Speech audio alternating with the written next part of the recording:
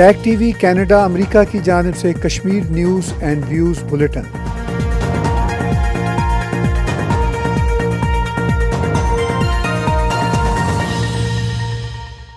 Kashmir news bulletin के साथ हलीमा सादिया आपकी खिदमत में हाजिर है। कश्मीर के हवाले से सबसे अहम खबर तो ये है कि रियासत जम्मू कश्मीर के साबिक चीफ मिनिस्टर और भारतीय पार्लियामेंट के अपोजिशन लीडर गुलाम नबी आज़ाद ने जब इस हफ्ते सियासत से अपनी रिटायरमेंट का ऐलान किया तो भारतीय वज़ीर आज़म नरेंद्र मोदी ने उनकी सियासी खिदमात का दिल खोल कर एतराफ़ किया। गुलाम नबी आज़ाद ने भी वज़ीर आज़म और तमाम पार्लियामेंट का शुक्रिया अदा किया। श्रीमान गुलाम नबी जी, मुझे चिंता इस बात की है कि गुलाम नबी जी के बाद इस पद को जो संभालेंगे उनको गुलाम नबी जी से मैच करने में बहुत दिक्कत पड़ेगी।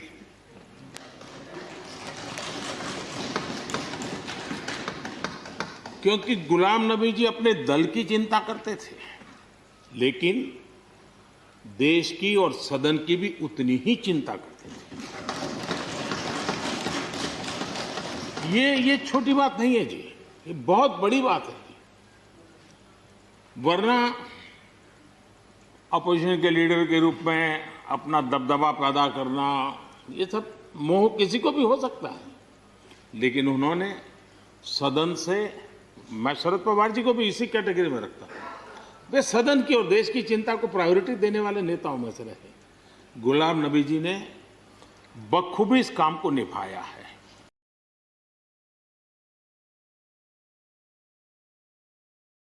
प्रधानमंत्री के भी आंखों में आंसू आ गए जब वो फेयरवेल की बातें कर रहे थे, कैसे देखते हैं? मैं धन्यवाद उन सब का करता हूं, क्योंकि बहुत सारे लोग इंसान को सुपरफिशली जज करते हैं और बहुत सारे लोग इंसान को पूरा इन डेप्थ पूरे से समझते हैं। तो जो सुपरफिशली हमको देखे हैं या समझे हैं तो उनकी समझ में नहीं आया। जो बिल्कुल ध्यान लगा के हमको, हमारे काम को, हमारे कार्य को देखे हैं, तो हमारे स्वभाव को देखे हैं, तो ज़रूर वो सब भावुक हो गए। कश्मीर के मकाम कथोवा में IIT ट्रेन नौजवानों का जॉब फेयर लगा, जिसमें 45 से ज़ायद तंजीमों ने हिस्सा लिया। इस मौका पर तालिब इल्मों को मजीद रहनुमाई फराहम की गई। आइए देखते हैं इस सिलसिला में एक रिपोर्ट।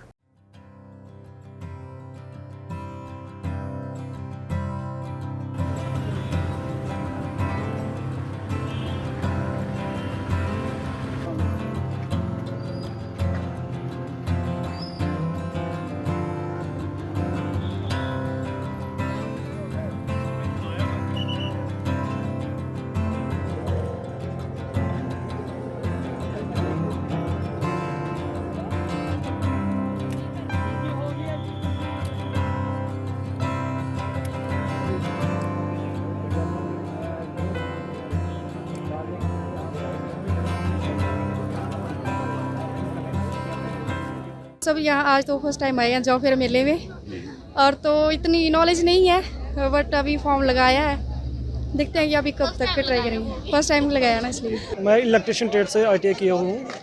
जैसे कि सर आज हमें इंडस्ट्रियल एरिया के लिए अपने ITI वालों ने बुलाया था कि जॉब फेयर के लिए, तो जैसे कि लगता है हमारे लोकल जितने भी इंडस्ट्रियल एरिया सभी आज आए हुए हैं, तो हम देते हैं जॉब वगैरह के लिए इंटरव्यू अपना, तो देखते हैं आगे क्या बनता है।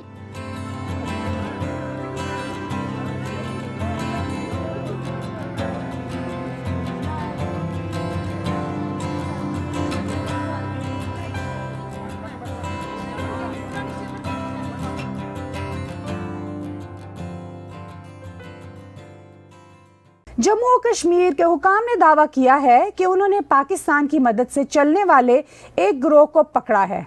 हुकाम का मजीद कहना था कि पंजाब और कश्मीर पाकिस्तान के साथ बॉर्डर मिलने की वजह से पाकिस्तान के निशाने पर रहते हैं और वहां से मुनशियात और दहशतगर्दी का सिलसिला जारी रहता है। इस सिलसिला में ANI की एक रिपोर्ट देखते हैं।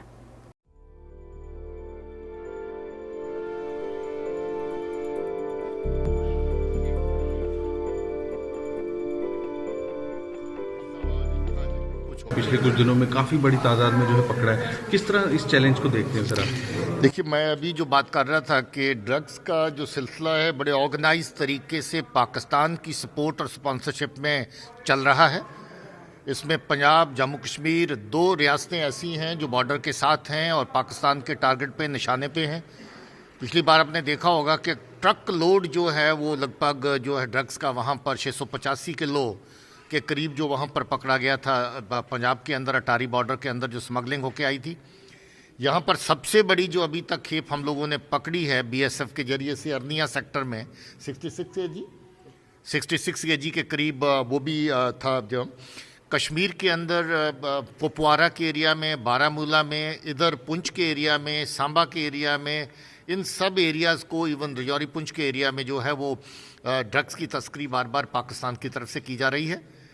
हमारी जो जम्मू कश्मीर पुलिस की तरफ से जितनी कोशिश हो सकती है मैक्सिमम कोशिश की गई और लगभग हर जो खेप है वो इधर से गुजरने वाली वो पकड़ी गई। फिर भी इसके बावजूद काफ़ी सामान ऐसा है जो किसी न किसी जरिए से, ट्रांसपोर्टेशन के इतने ज़्यादा जरिए हैं, कोई ना कोई पहुंच रहा होगा आगे। ये मैं समझता हूं कि ये एक सिलसिला सभी को मिलकर के, हमारे जो लोग हैं उनको मिलकर के इसके ख़िलाफ़ हमें जंग जारी रखनी है और अच्छा काम करना है। देखिए, पाकिस्तान के 2-3 तरीके के जो है इसके फ़ायदे उनको नज़र आते हैं। एक तो जो जूत यहाँ का है उनको मिलिटेंसी की तरफ किसी को वर्गला करके उनकी जानो माल के साथ खिलवाड़ करें। दूसरा, उनकी ज़िंदगी को बर्बाद करने के लिए ड्रग्स की नशाखोरी की लत उनको डालें। तीसरा, जहाँ पर मिलिटेंसी चलाने के लिए जो ड्रग्स की स्मगलिंग से पैसा हासिल होता है उसको रूटिंग करके टेररिज्म की फंडिंग के लिए इस्तेमाल करें। ये 3-4 चीज़ें जो हैं एक साथ जो पाकिस्तान कर रहा है।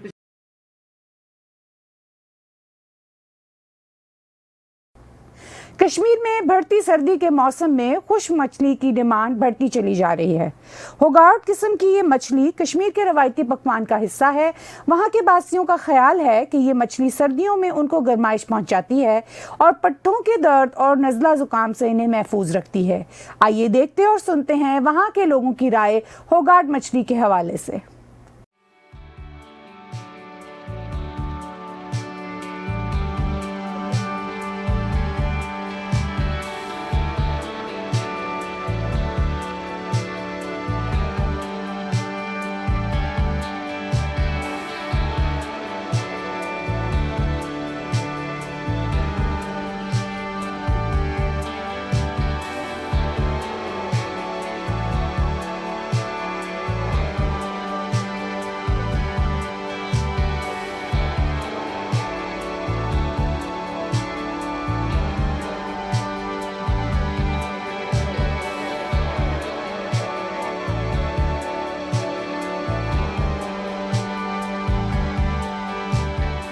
को बहुत ढेर सारा लोग पसंद करते हैं। गाँवों से लोग आते हैं, कुपवारा से आते हैं, शुपियाना से आता है, इस्लामाबाद से आता है।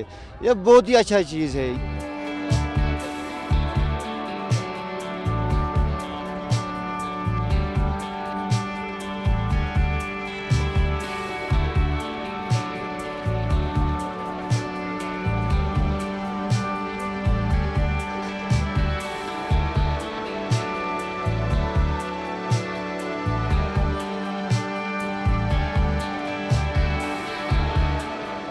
ये यहाँ का मशहूर है, पिछले कम से कम 200 सालों से मशहूर है, रिवायती है। ये ज़्यादा बुज़ुर्ग इसको ज़्यादा पसंद करते हैं। जो आज के जो लोग हैं वो ज़्यादा पसंद नहीं करते।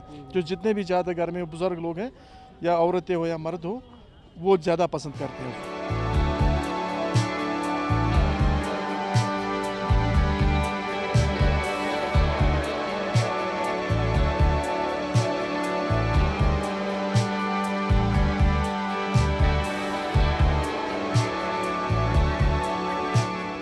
यहाँ के लोग जिनको ज़ुकाम हुआ करता था या सीन चेस्ट की कोई प्रॉब्लम दिखने में आती थे, उसको तजवीज़ करते थे, एक कहवा देते थे, उसको शंगर से पिस्तान की शरबत देते थे और खाने के लिए ये तवे पर इसको तड़का लगाते थे और इस होगार्ड को, मछली को, सूखी मछली को, तो ड्राई फिश को हम फिर खाते थे, मतलब चावल से।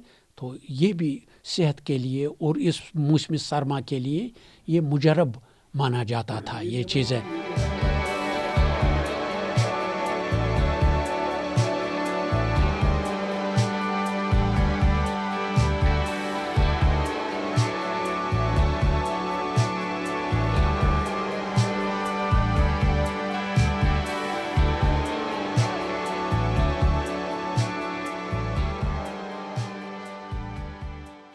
कश्मीर में आर्टिकल 370 और 35A के खात्मे के बाद जिंदगी और सियासत के हर शोबे में तब्दीलियां नजर आ रही हैं। अब रियासत जम्मू कश्मीर हर हवाले से तरक्की और रोशन ख्याली के रास्ते की तरफ गामजन है। आइए एक खुसूसी रिपोर्ट देखते हैं।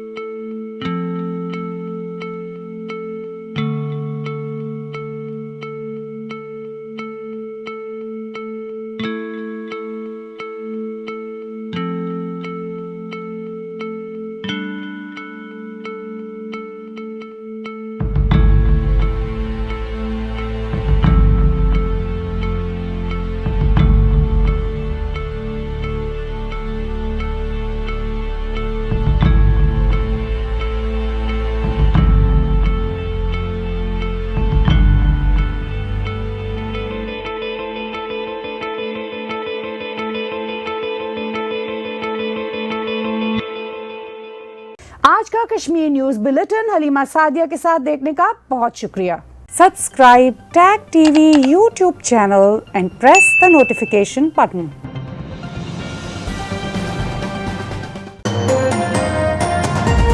टैग टीवी कनाडा अमेरिका की जानिब से Kashmir news and views bulletin.